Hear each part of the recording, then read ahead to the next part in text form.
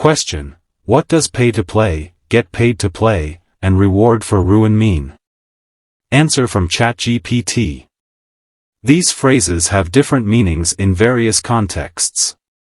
1. Pay to play. This term is often used in the entertainment industry, particularly in the context of music.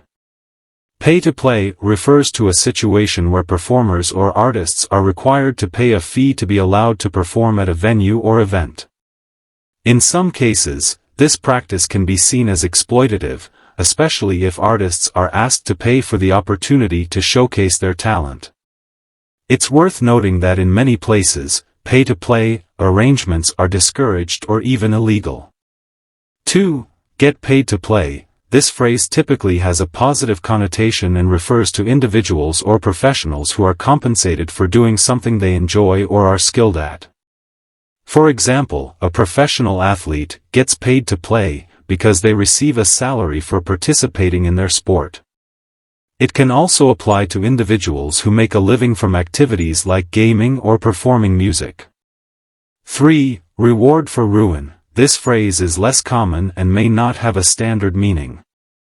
In a general sense, it could imply receiving some form of benefit or compensation in exchange for causing harm or destruction. However, without specific context, it's challenging to provide a precise interpretation. The meaning of this phrase would depend on the context in which it is used. To fully understand the meaning of these phrases, it's essential to consider the specific context in which they are used, as their interpretations can vary depending on the situation or industry they are associated with. Question: are there political systems of pay to play, get paid to play and reward for ruin, and in which country do they exist? Answer from ChatGPT.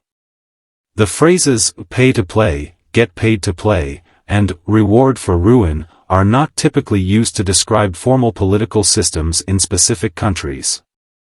Instead, they are more commonly used in various contexts, including business, entertainment, and daily life, to describe different situations or practices. Here's a brief explanation of how these phrases are often used. 1. Pay to play. This term is frequently used in contexts related to political campaign financing in the United States. It refers to a situation where individuals or organizations make political contributions to gain access to or influence with politicians or government officials.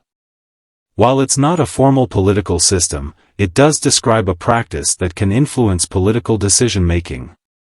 2. Get paid to play. In a political context, this phrase could be used to describe politicians who receive salaries or compensation for their roles in government.